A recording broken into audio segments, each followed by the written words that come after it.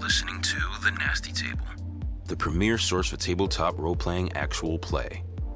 Now come on in, relax, and pull up a seat to The Nasty Table.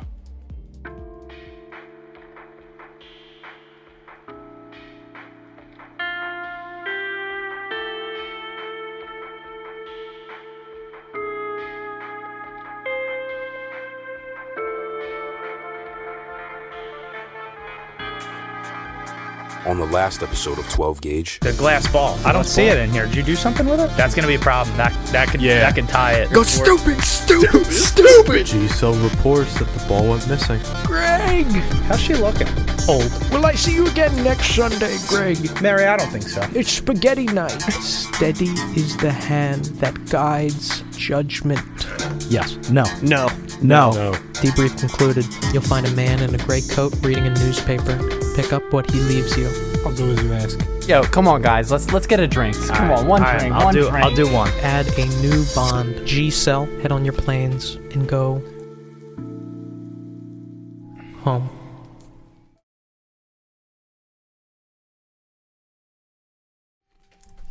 Before we get into a recap, yo, boys. What up? First opera. Under the belt. In the books, all alive. Hey, yo, no deaths. No damage, I don't think. No Pretty combat. good. No combat. No combat, yeah. Some sanity Pretty good. damage, but Not on my side. No Sanity loss here. dampened. So, Wow, this is new. I will peel back the curtain and I'll let you know a little bit of things. First of all, what we just played was an official Delta Green Arc Dream Publishing scenario titled Last Things Last. That's what we just played. Obviously, I made a decent amount of additions to it. Notably, I added the torture chamber, which is not in the written adventure. I added all the Sinatra references, which is not in the adventure. Mary Janowitz is in the adventure, but she just is briefly mentioned as a neighbor who could just pop in and maybe fuck with you guys, but I added all that stuff about her. I added all the references to Jesus. What else? Thanks for that. I would have been uncomfortable without some Christian influence. Yeah, thank God for Jesus. I can't help it. Shout out I Jesus. have to make some sort of Catholic or like Jesus reference in all my shit, just because for me I feel like To be honest, that's like a feel real. natural transition felt- into unnatural stuff. It felt 10 out of 10. You like that? As your first experience for Delta Green, did I it think- sum up what the game is for you? I think there's zero gaps in our story, at least from like a I was here the whole time perspective. I think Because I just think it was written well. I don't like know. I like Last Things Last a lot, but I feel like it's missing in some parts. So as it's written, you guys are supposed to go to the cabin and just find that box there and then find Marlene, and like there's nothing about it. Like it gives you no questions about Marlene or what it's supposed to be or what she's supposed to be or anything like that. So I wanted to add that torture chamber as a way to say, hey, maybe Clyde was crazy, something like that. So what I got was Clyde went off the deep end, tried to do some shit with his wife. Organization wasn't on board with that. Clyde wasn't reporting it. You wouldn't have those questions if you didn't have that kind of stuff. The box also had different contents. I added a decent amount of stuff, but of note, the magnetic glass sphere is written into the adventure. I added the NYPD grenades. I think the bloodied suit is in there as well. I'm interested to see how far off the reservation we went toward what was supposed to happen. I can tell you, this is the second time I've ever ran this scenario before. I ran it once. Before for Alex, Finn, and Nick. They didn't ask any questions. They didn't interview anyone. They didn't look inside. They didn't talk to Mary. They didn't do anything. They didn't look. They immediately found the box, I feel found the like- note, and immediately went down, burned it, and that was it. I feel like they strictly adhered to the Yes. DG Yep. objective, wwhere we kind of totally ignored it. Yeah. And went our own way. Yeah. Or at least had reservations about Go your doing it. own way. Because we just were like this to us. This was our first operative. Why would we trust these people? And So if you guys do get a chance, I extend the invitation out for you guys to look this up, because that's what I want the guts of this to be. Is so once we're done these scenarios, I'm going to tell you what they are, and I'll let you guys read them. Look up Last Things Last. It is widely regarded as the best scenario for new players to get introduced to Delta Green, or a new group to get introduced to Delta Green. Last Things Last. It's in the back of the handbook, actually. I'm insulted. I had a lot of fun though. I thought it was a cool. I had a really good time with that. I made a lot of changes to it. So if you do end up going through it, you'll be like, that wasn't in the thing. Yeah, because I took it out because I didn't like it. But all the Sinatra stuff, the records. I think we explored the our torture party chamber, a lot of stuff. The shotgun obviously wasn't in there. I forgot about the shotgun. I think what's The Don Pappy. I think Yeah, what's no, Pappy Van Winkle was not in there. Also, no Agent Fyodor, our lovely. Yeah, can you please explain to them how Yes, important yeah, that was, how so big that was? Agent Fyodor was KP, who is Oh my the God. voice of Shout out KP. I love you, the bro. voice of the Nest Table intro. Joe, I want you to know I'm sweating underneath a blanket to get these fucking voice lines done for you, boy. God damn it, it's fucking hot. Shout out That KP. was him free, in bro. our former campaign that we ran with Joe. Joe ran for us. That was Agent Fyodor. My bro in New York holding it down. I think KP3 on Spotify. I think what's interesting about this party, at least that I'm observing as someone who's ran campaigns, is every character is playing very, very well into the fact that there is a level of inexperience with the program. And I think Dude, we're playing the characters that we developed I to think their T. I think there are natural mistakes being made that I think if any one of us were to play kind of like a hardened, seasoned veteran with the program at this table, would have poked holes in everything that transpired. Yeah. Like the whole, like, we're making interpersonal connections. It's almost like you're going through basic training in the And military. hey, I want to make sure that you guys are clear on this. When Avery talks, that's not Joe talking. Yeah, it's Avery. Yeah, It's Avery. It's so when Avery runs these points down, like, don't make personal connections. Like, We're make allowed sure to you do use what your we gun. want. Yeah, you guys do what the fuck you Because want. at the end No, of the day, it's Vinny's a super- fucking criminal, and he could tell Avery He's to a go night fuck worker. himself. You know what I'm saying, But man. it's super cool and interesting if you really peel back the layers, where we have like Vinny's not going to listen to least- someone unless at he least wants from my character. No reason to not establish a personal connection. No Exactly. reason to not Right. ask how your day is going. How's this? How's that? Right. We don't have a large enough pool of experience to say this guy might not be on my next opera. And I think that's super cool, and it's presenting itself. This and- guy might not be on my side. Right. But we have our characters have no reason to suspect that. Yeah. And I think that's showing itself in a really, really, I don't mean to get like mushy here, but it's kind of a beautiful way. The way it's all unfolding, I think you're going to see character development, and you're going to see, I hate to even cite this because it's just a stupid example, but it shows itself a lot in SVU, where that whole dynamic of, like, you know, they're police officers, but their personal feelings get in the way of what's right, Yes. and what Yeah. should be. Like, Yeah. I always cite the whole, like, the Benson Stabler, like, Yeah, like she's Vinny- being held hostage, he should just take the shot, but he doesn't because he doesn't want to hurt her, kind of thing. Right. Like that, I can Like- see that starting to unfold, where doing what's best for the program might not be best for the guy that you're running with. Like how And- Vinny told you not to lie and then lied to everyone. Well, I'm not even exactly. saying that. I'm almost kind of foreshadowing a potential scenario where, like, one of us is in danger. The obvious choice is to do what's best for the program and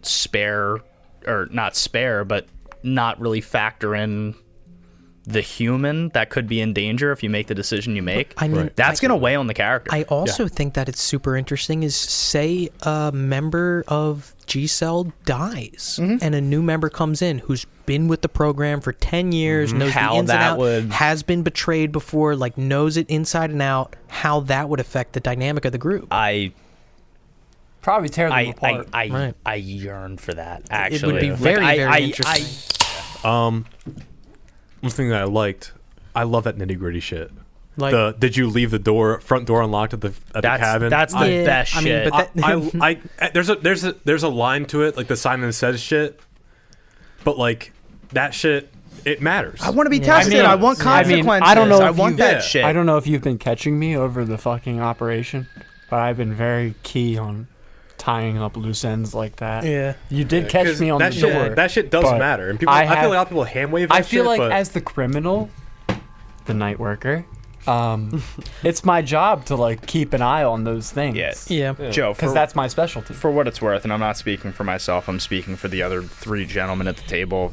Fucking dream party. I would kill. Oh, this group? I would Fire. I would Yeah. kill. Fire. Kill. Our to, team- to run a table with this level of dedication, care for detail, like Dude, look at our skill grouping together. Love and care for the character. I would Every single person at this table wants to be here. I would kill Dude, it's a kill for this Saturday table. night. I would kill for this table. It's a going like Saturday 5 night, hours. and we're all I don't know fucking. what Dude, this time is it our is. third session. I've of the been night. looking forward to this night since I like would- 2 weeks ago. I would like I would can't kill let for go. this table, this is even the most even fun I removing have myself, remove you from every the 2 end of that weeks. table, put me in front of these three guys. I'd kill for this fucking table. It's amazing. You guys are So,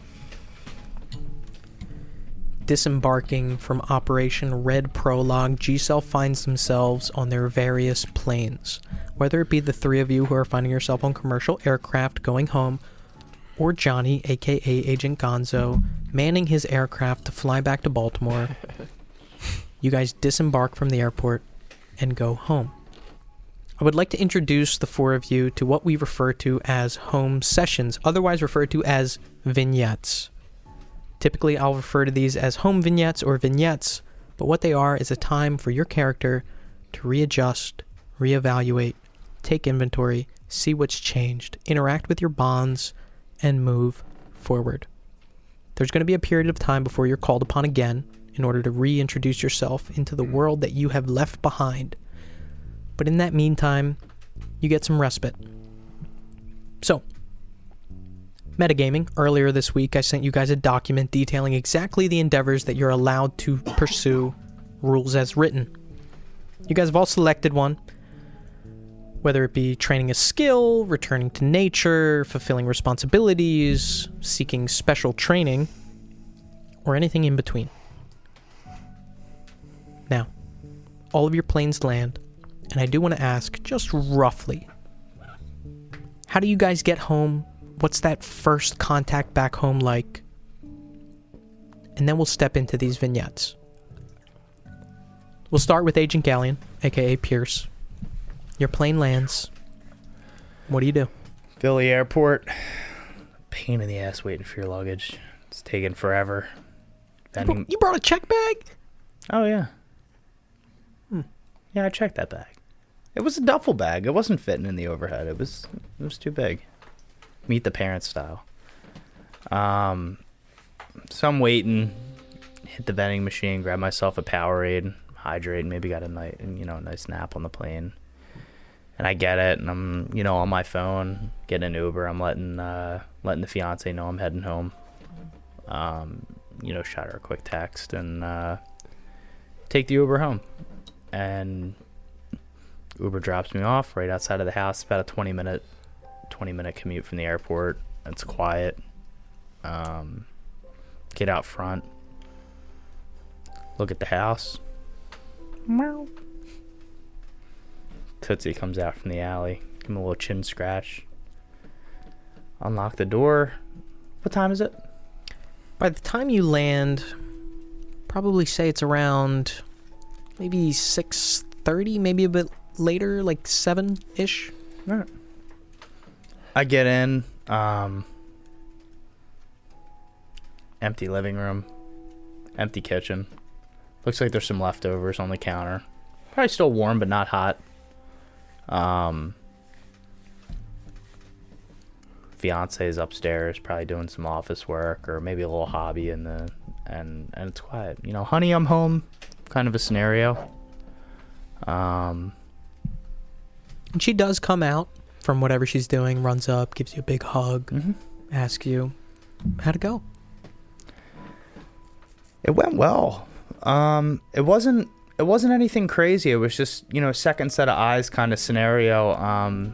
Looked like some Native American artifacts they stumbled upon in a field. They wanted a second take on. Wanted to know timeline.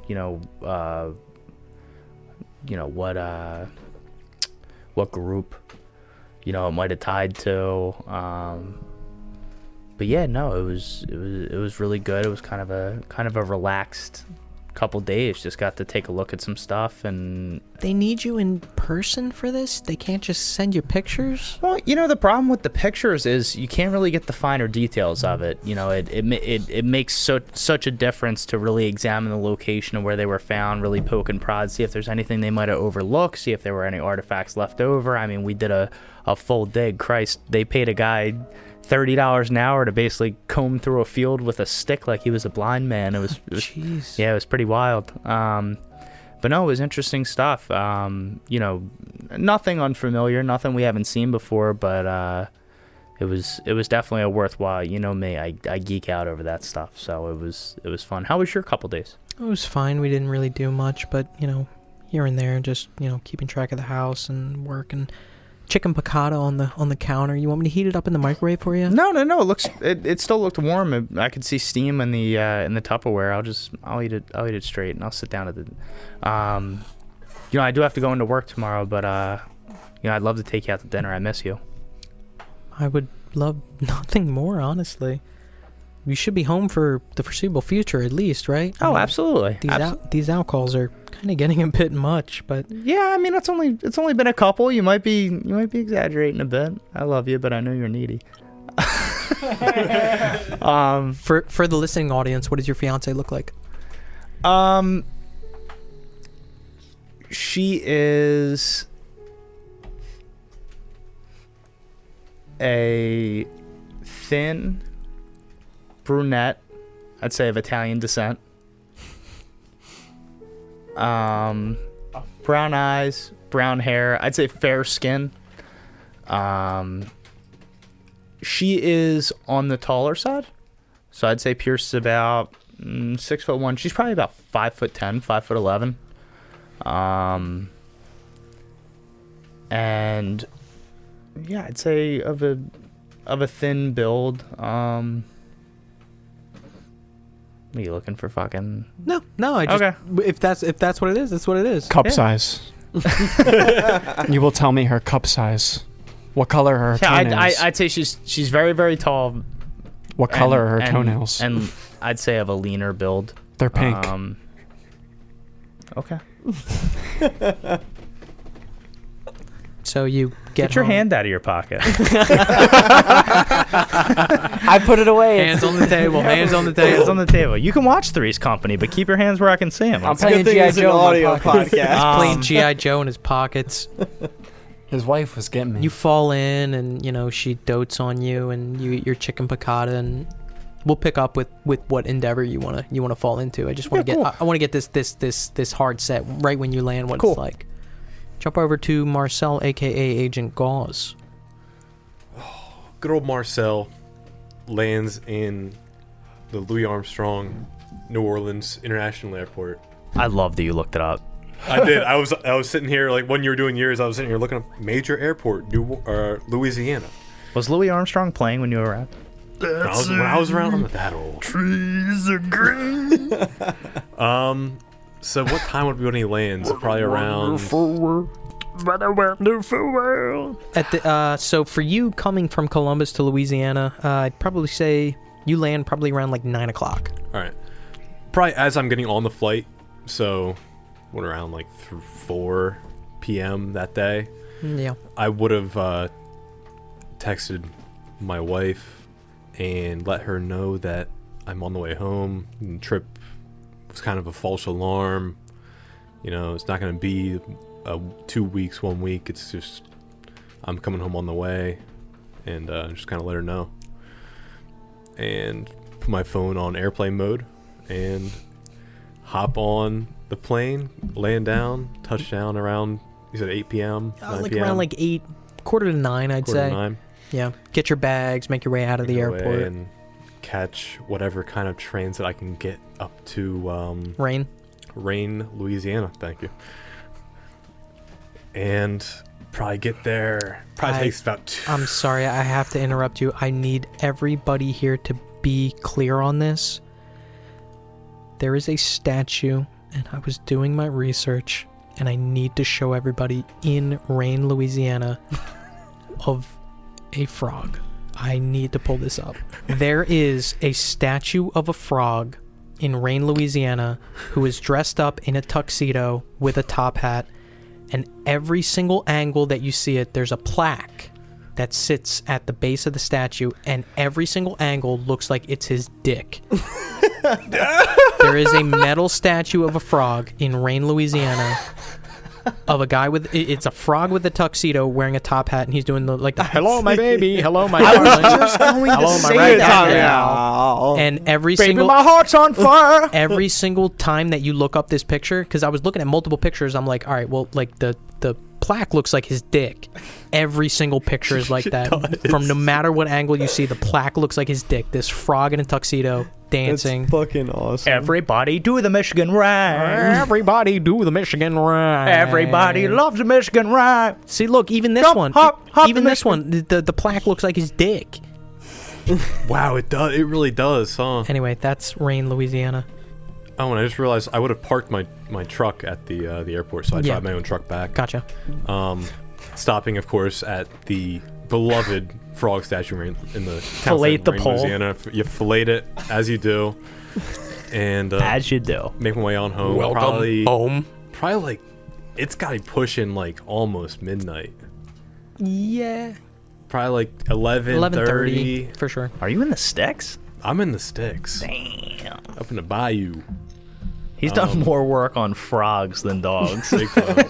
Pet frog. But yeah, I get is on a up gator. there. I'm familiar with a frog cock. I am.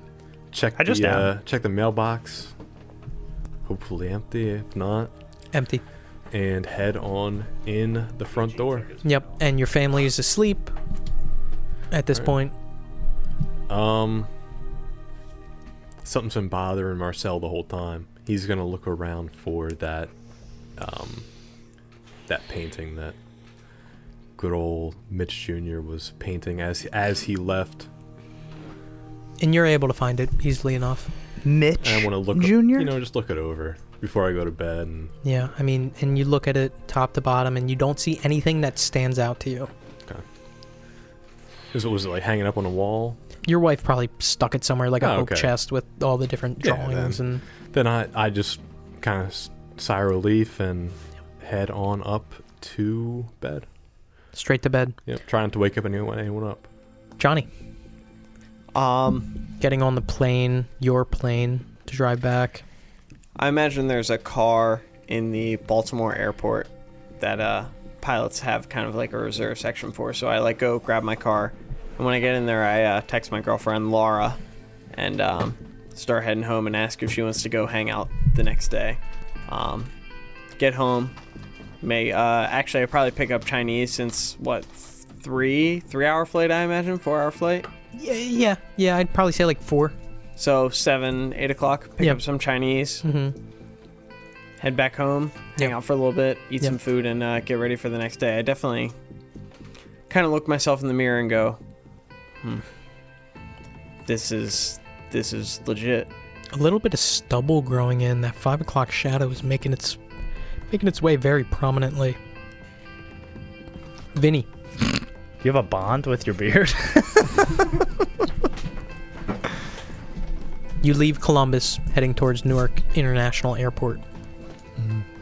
Eventually landing. What do you do? Briscoe, the bartender's there to pick me up. I called him. Mm-hmm. I don't say much, but I just give him the GPS location for a psychic What psychic? in Hoboken. 24/7 psychic. Her name's Anna. Anna. And he punches it in. Vinny, what the fuck is this? Listen, man, I can't explain much. I got something to do. Just trust me. Alright, fine, whatever. He starts driving down the freeway. You guys hit it, and you see all the industrial plants all along the side spewing this black smoke, even as like the night sky is above and you can see it, and driving. Eventually getting to Hoboken. A psychic? Yeah. Listen, man, you don't need to know. I don't need to know. And he's like driving, and he's not looking at you as he's driving. He's got one hand on the wheel. Where the fuck were you? You know how this shit gets, man. If you don't need to know, you don't need to know, and it's better for you that way. And he hits a red light and he stops and he looks at you. Do I need to know? Trust me, man. You know we go way back. You don't. I don't even need to know. All right. There you go. Talk to your fucking palm reader. Vinny gets out. He goes inside with the orb. Mm-hmm. Stepping inside, he's got the orb with him. He presents it to Madam Anna. Madam Anna. Standing there. Listen, miss. I don't even know what I'm doing here, but if you could tell me anything about this thing, please. It's really important. Hand it to me, my friend. Can I stop you real quick? Go ahead, what's up? I'm picturing the bird from the Little Mermaid. Oh, this right here is a dingle hop.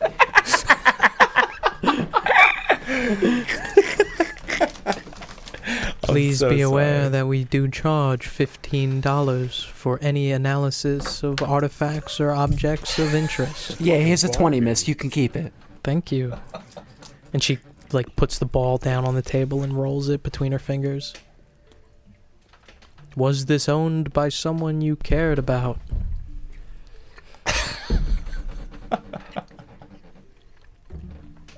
I feel like I definitely did not sense it.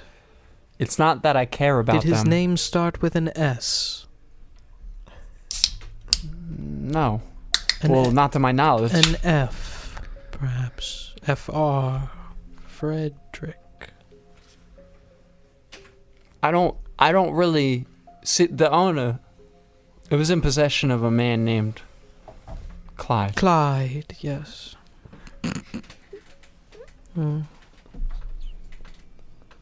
He's speaking to me. I can hear him. He's near us. Saying about someone he needs to talk to. What are you getting? Their name starts with a H. An H. Maybe a J.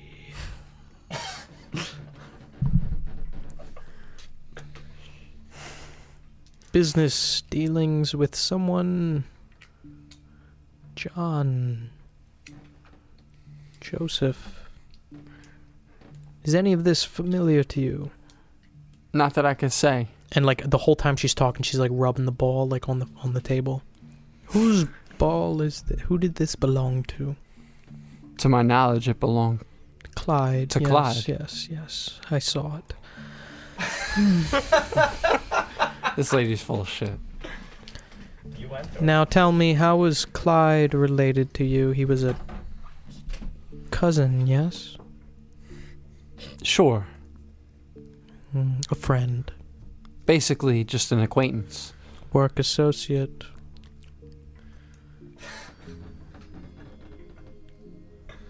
Yes. Yes. What would you like to know? I just want to know if you've ever seen anything like this artifact, if you can tell me if it relates to a certain religion. Oh, the ball? Yes. Oh. She picks it up and like looks at it. What the fuck did you think I was here for, you crazy bat? Well, people typically come to me wanting to speak to their relatives. No, I want to I know thought what the this was fuck an this thing object is. And I want to know if it belongs to any certain religion, if you know anything about it, if you've seen it before. Just tell me that. Listen, kid, I don't. You don't got nothing for me? No. It's a ball. Would you like to talk to someone from the other side? That I can help you with. I think I'm wasting my time here. Give me my ball, miss.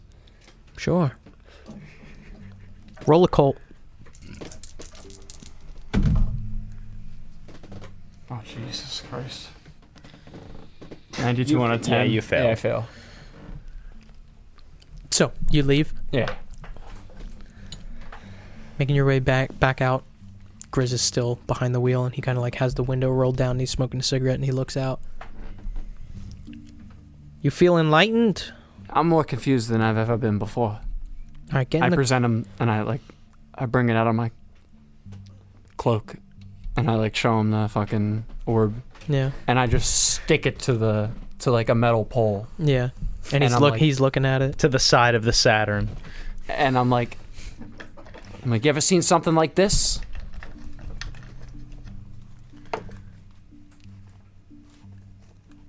Yeah, it's fucking magnetic. It's glass, you stunad. What? It's fucking what? I don't know. You're telling me that you've seen glass that sticks to metal? Yeah.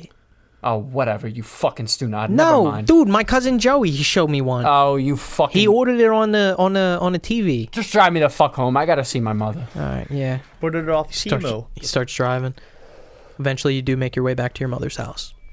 I just have dinner with my mom. She comes in and she welcomes you in, and it's very nice, and she made cutlets and pouring out this praise for you, and oh, it's been so long, I hope you were working hard, I hope blah blah blah, blah, blah, blah, blah, blah, blah, blah, blah, blah. And the whole time you're just like, you got your hand in your pocket and you're just like rubbing the ball back and forth and just like, yeah, ma. We are going to officially enter the vignette stage, so I want to start with Vinny. What is the pursuit that you are trying to do during this off time, during this home scene? I want to study the unnatural. Right. So you're going to be training a skill? Right. And now what skill do you want to train? Is it going to be a cult? Because you can't technically train unnatural. No, I want to train a cult. Okay. So you technically do have to train 2 skills at one time. So I think that in your study of a cult, if you are like, what are you trying to do exactly? I think I'm using the orb to see if I can determine its nature, any relevance. And to are you going to be doing religion? Are you going to be doing research on this? Are you going to be like looking into it? Like so I have a bond. Books or I have a bond with a professor at a university. So I was going to use him and his resources to see if he could provide me in the right direction, provide me with another professor that... Okay. And so I would say that since you technically need to train 2 skills at one time, this would probably also train your history skill as well. But I do want to say that when you go to sleep, you do wake up in the morning. Do you follow those instructions that were laid out to you by Avery before you left? Yes, 100%. Okay. Yeah, so I'm going to follow those directives and go meet the man with the newspaper. So what do? You wake up the next morning. I go to Piercy Park and meet the man with the newspaper. So you go to Piercy Park, you go to the southern entrance, make your way in, and you can see sitting on a bench, man in a gray coat, reading a newspaper. What do you do? I just approach him and... Does he say anything? No, he's just reading his newspaper.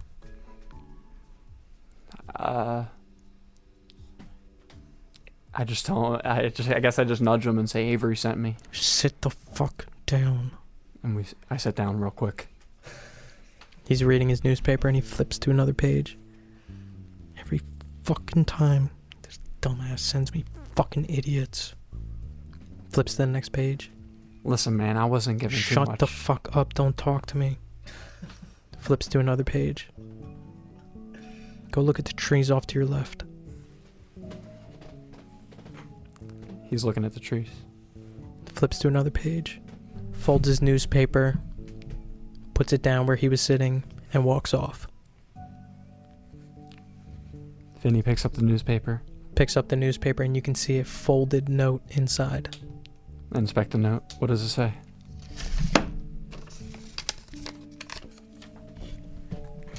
I've just handed a note to Ant. 1212 Annalise Boulevard, Baltimore, Maryland. 2 p.m. tomorrow. Vinny takes the note, he puts it in his pocket. And he just heads out of the park. Heading out of the park. And for the sake of brevity, we'll say that this endeavor that you want to go on, this thing you want to lay out during your home vignette, you begin the beginning phases of going through that, getting in contact with your bond, who kind of sets you on the right page. He sets you towards a library, and then that day ends. You wake up. Because I'm in Hoboken, so how long does that take to get there? Like 3-4 hours. Yeah, so I wake up at like fucking 8 a.m., I drive to Baltimore, Maryland. Gotcha. It's like 1:30. Yeah. So eventually you make your way down to Baltimore, driving through, and eventually you make your way to the address. And you can see, even if you wanted to look up the address in advance, Yeah, is this like a is this like a notable building? yeah. So if you look it up in your GPS, you can see that it is called Longwood Crab House.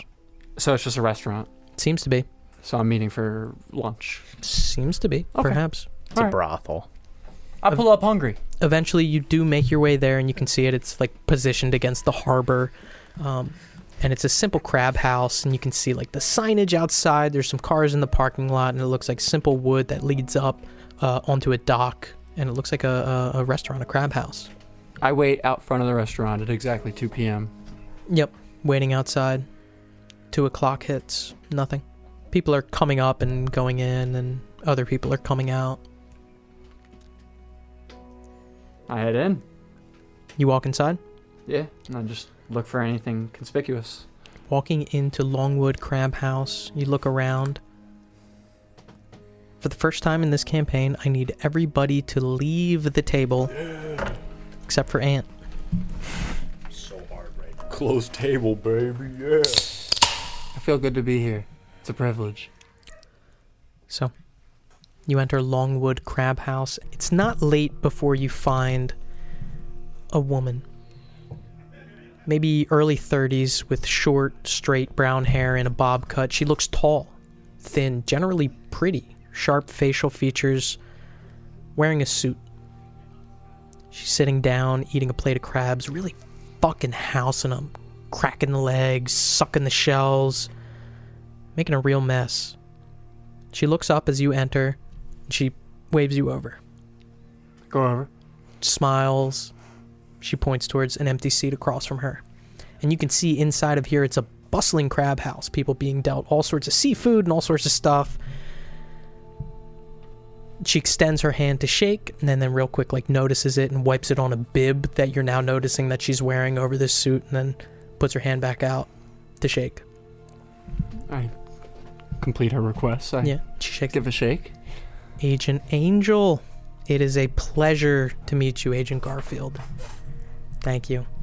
I'm with ACEL. Listen, please sit, eat, and you can see on the table tons of crabs and different mussels and clams. Thank you. I'm starving. Yeah, they're really, really fucking good. Believe me. I mean, yeah, I know. I love the harbor. I haven't been to Baltimore in years, so it is good.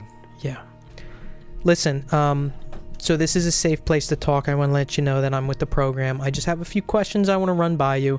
She's digging in, like cracking into crabs. She's covered in crabs. Most beautiful Sucking woman out. I've ever seen covered in crab. Yeah.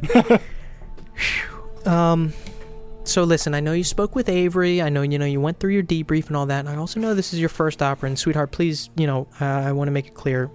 This is safe. I know that you have a lot going on and all that kind of stuff. So just super casual conversation with you, okay? Okay. Understood. All right.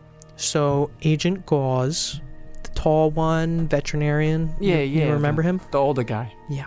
How would you say he performed on that mission that you went on, that operation? I think he was useful. I think he was very to the point. I don't think he had any ulterior motives. I didn't notice anything about him that stood out as odd or unhonest. There was nothing fishy about him, He seemed like a straight-cut guy. Follows orders, Okay, all right. Agent Galleon, the smarmy one with the glasses. Yeah. How about him? He's all right. We had a little bit of misunderstanding between us, but he seems to know that. I don't know. He's a little smart, but I feel like sometimes with those people, it gets in the way sometimes. Okay, all right. And Gonzo, the pilot, what did you think about him? Oh, he's a great guy. Gonzo's a great guy. I don't know what he was doing before this, but I think he's really useful, and I don't got no qualms about him. Okay. And how are you finding work with the program at this point? Obviously, I think you guys know that this is a little weird for me, but I see that for the first time in my life, I might be important. She reaches her hand out, and you can see like the edges of her fingers are like covered in like crab shells, and like the little like muscle connectors and stuff like that. She reaches her hand out, just the top of her hand. Vinny, we need heroes to help us in this. I've always been on the other side, though. You're here now. I guess that's something, right? Yeah, it is. Listen, after you're done each of the missions we send you out on, the following day at 2 p.m., I want you to meet me here. And I'm curious, and I want you to keep an eye on your other cell members. Tell me what they do, if you think that their motivations aren't in line with the program, and just talk to me about them. I like that you picked me, but ain't that like being a snitch? No. Snitches, rats, they tell on their own. And you're not like them. What are we trying to do here? Just keep an eye out. Telling me if something is a little bit off. It's the opposite of a snitch. It's someone who's not with... Look. If you can help me and my mom. Oh, I'm way ahead of you, sweetheart. And I'll she do whatever you ask. reaches in her inside jacket pocket really quickly, pulls out an envelope and hands it over. What's the amount on it? 8,000. And buy your mom something nice. Get her flowers on the way home. Thank you, miss. Don't thank me. I thank you. Just keep an eye on everyone else and make sure that they're following what it is. And please, finish that cluster right there. Oh, yeah. I'll do whatever you ask. I promise. And she keeps cracking and eating. And how did you find the traffic? Was it okay? I don't even remember. This money. I feel like for the first time in my life, I'm doing something for real. None of that matters, miss. Well, keep sticking with us. Let me know exactly who's stepping out of line, who's not in line with the program, and we'll be okay. You have my word. I'm on your side. All right. You're free to go whenever. I'm gonna finish up these clusters. These are so good. Please, they're delicious. Finishing eating, and probably you finish before she does, and she's like, I'm just gonna finish here. I'll pay for this. This is on the house. Go ahead. Take off. Thank you so much. Head back home and enjoy your time off, okay? Yes, ma'am. I might be one of your handlers later on, so don't be surprised if you see me in an official setting. That would be, most welcomed. She gives you a wink. Thank you, miss. And you walk out? I really appreciate it. And I head out. Back to your car? Yeah. With $8,000 in tow, put it in your inside jacket pocket, make your way into your car, and you drive back to Hoboken? Yeah, Benny's dancing as he goes to the car. Vinny, a.k.a. Agent Garfield, makes their way back home. So, you have time where you're researching, you have your bond, college professor who has set you up with a decent amount of resources in order for you to indulge in this search. You're looking into this orb. The look of joy. I need you to roll occult for me. Jesus. 84 on 10. Beautiful. You're looking to fail this. Oh. 2, 1, 3. Can you 6. why would I look to fail this? Because this is the mechanic known as training a skill. Okay. You're trying to train your occult. You're trying to fail. You're going to gain 6 in whatever your occult skill is. So what's your occult skill now? I believe it's 10 by default. Yes. Change that to a 16. Okay, and now roll history for me.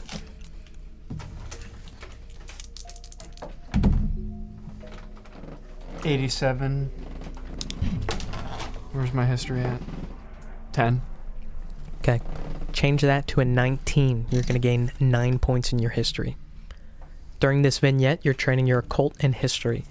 You begin diving into research regarding this orb. You ask the professor, who gives you some, just go look into it. Books on books on books. 30 days, almost a full month goes by of you digging into all of these things, researching online, looking at books, maybe even revisiting Madame Anna to see if she has anything else that she can give you. And you go down a rabbit hole.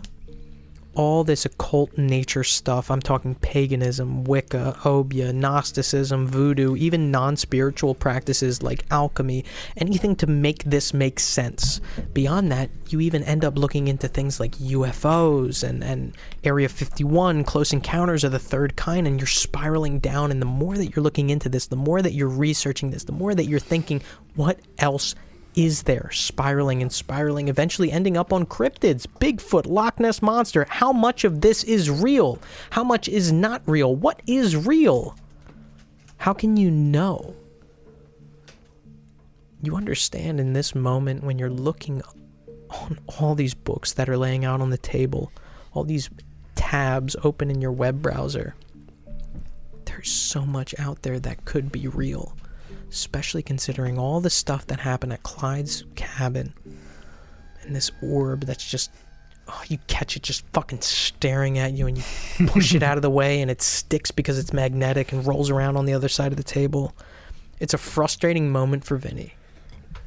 But you are able to raise your occult and history skill. And then a day comes. Early in May. Where you get a letter in the mail, airplane tickets to Tampa. Okay. And a coded message that reads, 4th floor atrium of Tampa International Airport, conference room 3B, ASAP. I follow the order without question. And now we're going to jump over to somebody else. Gonzo, your vignette. What are you looking to do on this downtime? I texted my girlfriend kind of as soon as I got in the car. That was probably, we'll say, an hour before I get home to my apartment. Find myself in the mirror, kind of contemplating things. Does my girlfriend text me back about, her name is Laura. Yep. So, thought is we go see a movie. We catch up.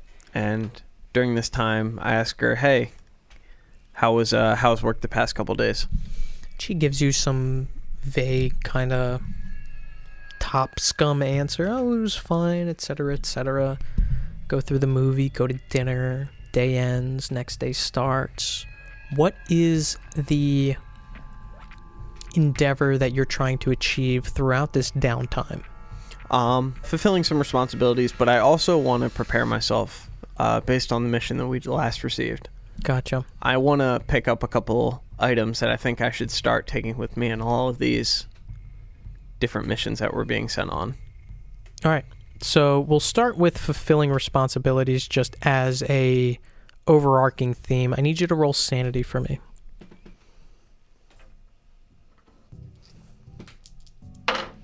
46 on a 60. 46 on a 60. Success. What would you say, out of your bonds listed, is the most positively affected by your continuation of your natural responsibilities? I would say my girlfriend. Went on a couple dates. Inquired about what day-to-day things, kind of catching up on life events. I let her know that I spoke with my father during this time. But for the most part, yeah, I would say we mostly caught up with the girlfriend bond.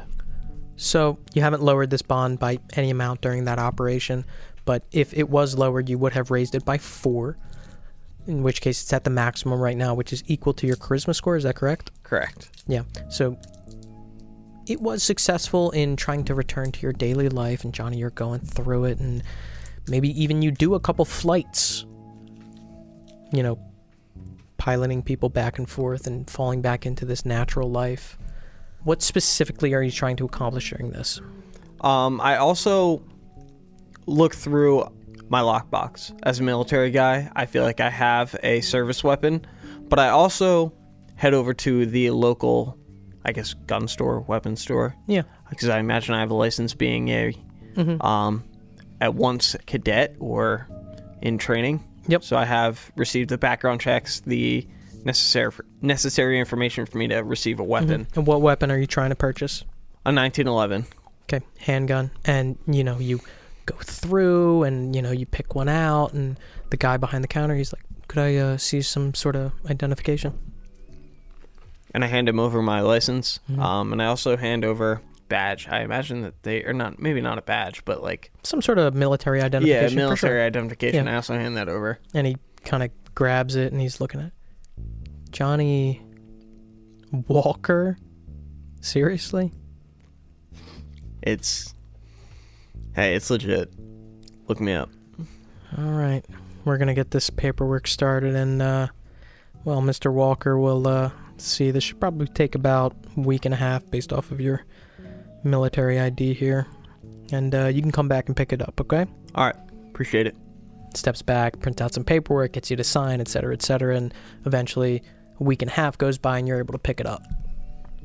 I picked that up. I also get one of those like hidden holsters that sit in the inside of your pants. Gotcha. Just to kind of keep it more on the low-key side. All right. And I also pick up 2 additional mags. And obviously a decent amount of ammo. Yeah. What kind of 1911 is this? Is this going to be a 45 caliber or a 9mm caliber? 45. Good boy. Oh, I'm so close to doing it. Should I do it? Go for it. Yeah, take a program point. Go ahead. But for the most part, everything else goes uneventful. You know, any interactions with Laura is completely natural. You're able to suppress any kind of outward showing emotion towards whatever you've been doing, and she doesn't ask many questions, anything like that. You're able to get your firearm and spend some time kind of falling back into it before you're going out on a flight and receive Oscar, Papa, Echo, Romeo, Alpha. And I kind of look down at my waist to make sure that my service weapon's on there. And I imagine that I always have like my overnight bag prepped. Mm-hmm. So I'm ready to go on my next mission, and I kind of steel myself, waiting for instruction. Is further instructions to report to Tampa International Airport, conference room 3B, ASAP. And I imagine my course is already set for that direction. Yes, it so is. I'm on my way. Alrighty. Jumping over to Agent Gauze. So you get in, put your bags down after looking at that picture drawn by your son, and go to bed. Wake up in the morning, and what endeavor are you trying to go on across this vignette? It would be Staying on the case? stay on the case, yeah. Staying on the case. So, what happens? Marcel wakes up in a cold sweat that morning. He probably wakes up around, not sleeping for shit the past few days, probably around like 9:30 a.m. on that Monday. No one next to him in bed. Wakes up in a cold sweat, jumps out of his bed, goes over, runs to his son's room, probably empty, Mm-hmm. and looks down the stairs and sees him probably sitting at the table in the kitchen with a tutor. Yep. Sighs a little breath of relief and goes back up to his room, splashes some water on his face, and makes his way on down. Mm-hmm. And Mitch kind of turns his head really quickly as you come down the stairs. Papa! Papa! Hey, buddy. I'm back, bud. I wasn't gone too long. Finally back. How are you? Good. Good. Learning math, Doing math today? What are you learning? numbers. Awesome, bud. Well, Mom went to work. You saw her go out. Yeah. All right. I'm taking the day off, so I'll be around for a little bit here, and then I'm gonna head out. I gotta do some errands, but I'll be back for you here in a little bit. Okay. Okay. All right. So he's gonna go up with a cup of coffee. Takes a cup of coffee up to the shower, and takes a shower, drinking the cup of coffee at the same time. Awesome. And gets dressed and heads on over to a one Jolene Sanders residence. I would like you to describe the exterior of this home as you approach. Are you driving? Are you walking? What are you doing? Driving up to a point. There is... It's off the beaten path, so you would turn off a road, go up like a dirt road, and then there'd probably be a little gravel pit where you turn off and there's a gate. And I would probably just park there, walk past it. It's probably locked.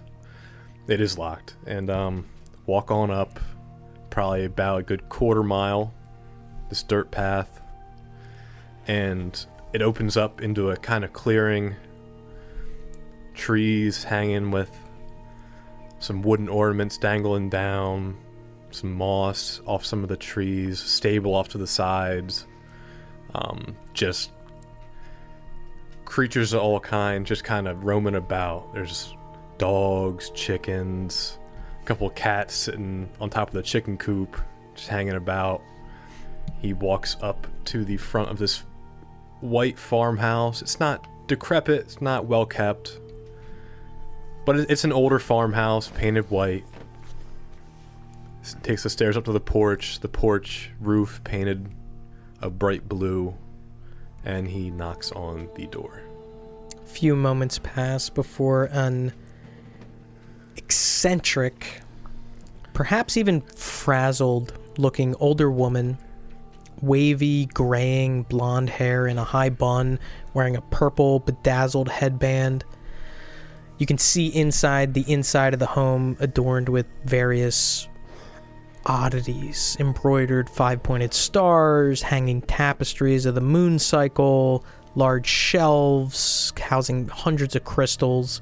Hanging from the ceiling, you do see a variety of different kinds of dried flowers and herbs, different kind of components, and the economy does present itself on the inside of this woman's home.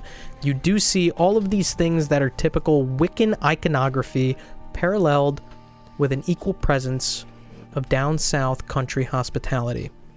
A large metal dragonfly that's etched with "Stay a while," "Live, Laugh, Love," and a large signed portrait of Dolly Parton, which seems to hang over an altar bearing small statuettes of a goddess on a crescent moon. Metallic, some are jade, some are stone, along with crystals, flowers, and dried herbs. The woman looks towards Marcel. "Hey, chubby baby. How's it going, lady?" What's bringing you up to my side of the woods? Come on in. Oh, all right.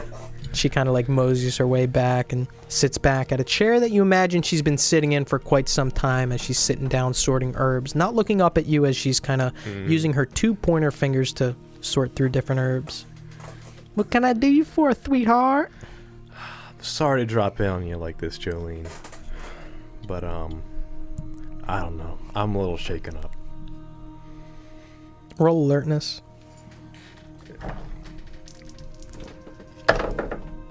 It's 82 on a 20. 82 on a 20. You continue talking as she's sorting through herbs. Yeah. I had a weird dream. Had a dream my son was in a bad place, and there was this pouch with hair and teeth and feathers inside, leather pouch. She's not making eye contact with you as she's still like sorting through herbs, putting some on one pile, one on the other pile. You ever have any... Does that make any sense to you? It doesn't make any sense to me. She stops and she looks up to you. "Well, I don't know what you're talking about, baby." pouch, you say? Hair and teeth? That ain't nothing I ever heard of. Do you know anyone who might know anything about that kind of thing? Anyone in your circles that? Sweetheart, my circles, my rituals, it's all about balance. The pentacle. 5 points for 5 elements: earth, air, fire, water, and spirit. Wicca, druidry, and paganism, whatever. I worship the balance, sweetheart.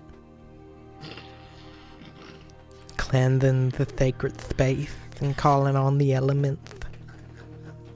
The goddess of the moon. I got no idea what you're talking about, sweetheart. All right. I'm just worried, so you know what I mean. I don't really have dreams like that anymore. You know what I mean. If you worry, we can always do a ritual. Like what? She's still like putting her fingers out and spreading these herbs around. That's awesome. Well, here, come on. Why don't you sit down? All right, I take a seat. Yo, Joe, give yourself a program point. Yeah, list is crazy accurate. You go down to sit, and as you're about to plant your butt down, you notice that there is a baby red fox laying in a chair that has a cast on its leg. Oh no, that's Jean-Louis Boudoir. Don't sit on him. Sorry, John. I'll bring up. No, it's Jean-Louis. Here. Jean-Louis. Sorry. I'll bring you up another chair, sweetheart. Here. She right. brings up another chair. He need anything? Is he okay? No, he's all right. I know you taught me how to put that cast on and all that, so he's all set. All right, I trust you. All right, here, help me sort through these herbs. This is for the jambalaya I'm making. All right, I help her sort through what, like the thyme and fucking bay leaves. She's white. It's not racist. Jolene. I love this character. Jolene continues sorting through the earth. Shut the fuck up. Shut up. Jolene, with the help of Marcel, continues sorting through the herbs until eventually you reach a point where she feels that she's satiated. That's enough, baby. Just leave her right there. I'm gonna get working on that jambalaya. You just sit right there and we're gonna start going through a little bit of if you're interested in it, we can get some rituals going, whatever you want. Yeah, She walks over and puts a pot on the stove. should I bring my son over? You know him. No, it's just you, baby. Just me? Yeah, it's just you. You're having bad dreams and all that. Your son's quite fine. You know that? Will you make any use of that thine I taught you? No. Well, you don't need it, to be honest with you, but... And she's like, as she's saying this, she's like dumping onions and garlic and all sorts of stuff into a pot and mixing some stuff up. And she's like talking like over her shoulder. Well, you just, keep on the right path and keep that balance and you'll be alright, sweetheart. I'll keep that in mind, I guess. She's mixing it up and she kind of like looks over. All sorts of different religions and worships and all that kind of stuff, they have different kind of ideas about these, well, how do you call them? Chronic ailments. Evil eye. They talk about it in every single different region and all sorts of stuff like that. The Italians got it, and the Arabs got it, and all sorts of stuff. You think that's related to what I'm... Well, it could be. So, he don't need to be here for us to, say prior and, get it all sorted out like that. What do you think? You asking me questions you ain't never asked me like before. So obviously it's weighing a lot on your mental. It was just a really vivid dream. I don't know. I'm sorry. Vivid dream don't bring me over to a friend's house asking for this and that. I don't know. I never had one like it. I don't... I don't know. I'm sorry. I'm kind of at a loss. I No, woke up ain't nothing to be sorry about, sweetheart, because I'm here for you. I'm about to put a piping hot bowl of jambalaya in front of you, so... that does make it better a little bit, yeah. Only thing I can ask you is every time I ask you to come over here, I've asked you to come over here. Now you're coming over here in your volition of your own. So, figure it must be weighing on your mind. Best I can give you is a little bit of jambalaya. I appreciate it there, Jolene. Yeah, you got it, sweetheart. She goes back to manning the stove. Anything else that you say to her while she's preparing this jambalaya? No. I'm pretty much... I don't know. I feel like Marcel kind of has a reverence, like in this kind of situation, a reverence for her, so he's not real, to take the charge in this situation. That's kind of her wheelhouse, whereas, like, when she calls him over, that's his wheelhouse. And he kind of realizes that. Yeah. She finishes, like, cooking. And I want you to know that this jambalaya ain't just nothing of... This ain't no insignificant. This is necessary for the ritual. Unfortunately, but... Wine and dancing. Bread and cake. They call it. So we gonna eat. And I'm gonna put a little bowl out for Goddess of the Moon. She gonna eat it too. And we'll get to business. Now, Okay. I need to ask you, Jebby baby. Now, is the purpose of this ritual for you or for your son? It's for my son. So you ain't bothered nobody, no bad dreams you having. Well, the dreams made me worry about my son. I saw him in a bad place with something. I don't know. Something, what particularly? Nothing I ever saw Ain't no before. papa have no bad dreams about a son struggling in math class. So what's he struggling with, boy? I don't know. I just saw he was down there with a woman who wasn't a woman anymore. Who wasn't a woman, and she starts like putting her spoonful of the jambalaya and like putting it in like bowls as she's talking. Woman who wasn't a woman. Well, Maybe it was before, but nah. This seems to be you, sweetheart. It's all on you. It's in your head, occupying your space. Your spirit has been affected. Like it or not. If you ain't noticed no bad mojo juju coming out of your son, and you still having bad dreams about it, then that's on you. I trust you then. I'll cede to your Take it easy. You like okra? and it's slimy. Well, okay. You'll like my okra. She put some more in the bowl. He kind of just grimaces. Puts a bowl in front of you, puts a bowl in front of herself, and she has a third bowl which she brings over to an altar. She places it down. She says, "Now don't eat that just yet. I still need to do a couple of things. Now I ain't gonna make you do no ritual bath because I think you're clean enough, but I am gonna do a little bit of smudging. So if you are, particularly sensitive to the smell of sage, then just, plug your nose, sweetheart, okay?" I'll be fine. She lights a big bundle of herbs and starts spreading it around.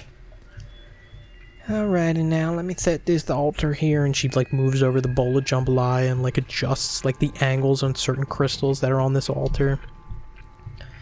Alrighty.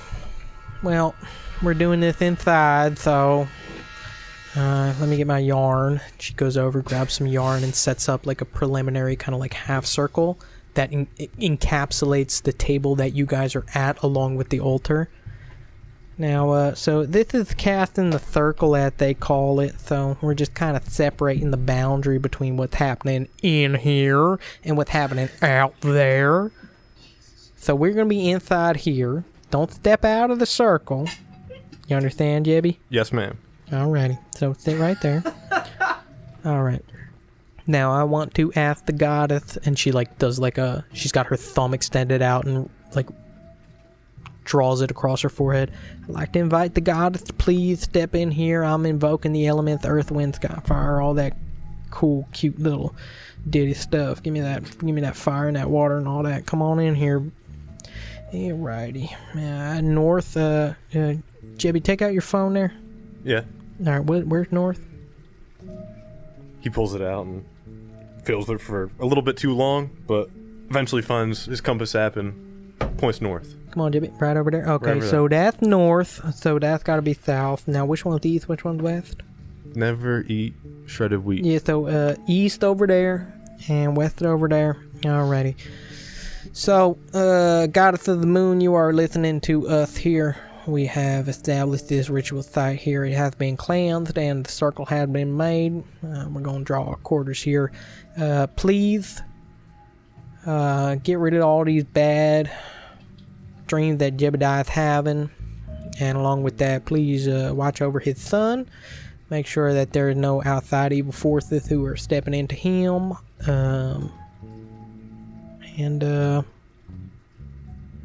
Jebby, I'm gonna just do a little silent prayer here. You just sit there. Don't touch that jambalaya. I don't need it yet, okay? Alright, I won't.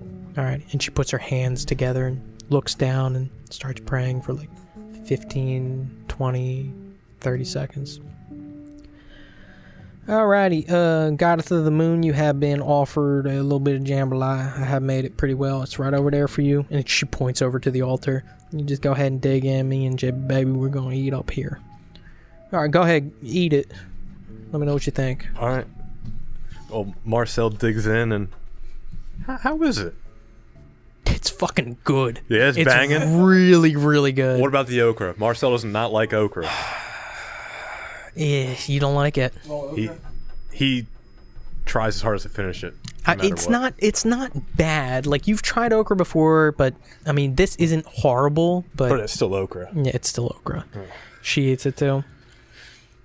Goddess of the Moon, we do thank you, and I do release you from this presence. Please, once again, watch over Jebediah. Make sure he don't have no more bad dreams. Watch over his son. Make sure that he's a good boy. Make sure Hunter, he does good in school and all that. Thank you. You are released. So, what'd you think? I'm really grateful, Jolene. I really appreciate what you did for Hey, me. Jebby, baby, you do what you gotta do, and you all get all that up in you, and I hope you enjoy my jambalaya and all that. Oh, it's great. Yeah. Now, listen to me really, really closely. I know you have any bad dreams about hair and teeth and feathers and all that, but Wicca, Druidry, what I practice, it's all about the good, keeping that balance. I ain't never heard about nothing about no one doing no bad to no one. You get what I'm saying? Yeah. I think I do now, yeah. I got it. Well, you stick by me, baby, and you're gonna be just alright. Can you take one quick look at Jean-Louis Boudoir over there? Just make sure that I put that cast on alright. Yeah, here. And you look over at the fox, and it's just like chirping at you, like... I get on over to John Louis. Yeah. How is he looking? Dude, it's a really great cast. It's a really good cast? It's something that you think that you would probably put on by yourself. Jolene, if I wasn't, if you didn't tell me, I would have thought I put this on. Chubby baby, you do flatter me. You were a quick learner. Well, I appreciate all the help that you done for me, my horses, and all this kind of stuff around here, and I do appreciate you just dropping by like this, I'll be honest with you. Oh. Come on in, even if I don't need to do no ritual or nothing like that. Maybe you can just have a little bit of my jambalaya and we'll be alright. Yeah, I'll be sure to, yeah. You know what? Maybe I will every once in a while just drop in. She readjusts her bedazzled headband. Alright, sweetheart, if there's anything else you need, just let me know. Alright, thank you. I'll be taking my leave. If there's anything you need me to do, just call down to the office. You know my direct line. You got it, Jebby baby. Alright. I'll see you later. And I head on out of the farmhouse. heading out of the farmhouse back to your car. Yeah. All right. What are you doing on the drive home? Not too much. Just probably driving home. Not just trying to like keep a clear mind. And how does the next month go?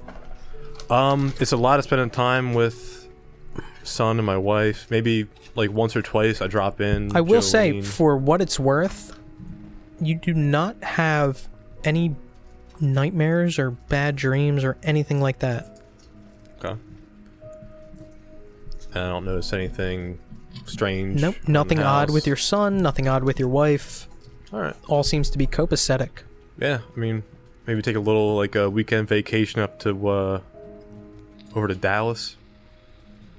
Hang out, you know, see the sights in the big city, and that's probably about it. Just really laying low. Until you do receive correspondence from a particular church, Oh yeah. which does eventually lead you to correspondence with the program inviting you to visit Tampa International Airport, conference room 3B, on the 4th floor of the atrium ASAP. He does much of the same as he did last time. Says, I got a long distance call. Kentucky again. I'll be back. Sends a text to his wife and heads on out. All right. So, with 3/4 of G-Cell finished with their vignettes before receiving correspondence in order to arrive for their second night at the opera, that is where we're going to pick up next session.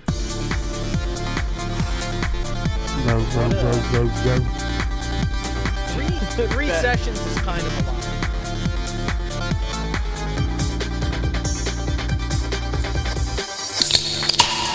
Thank you for listening to this installment of 12 Gauge, a Nasty Table production.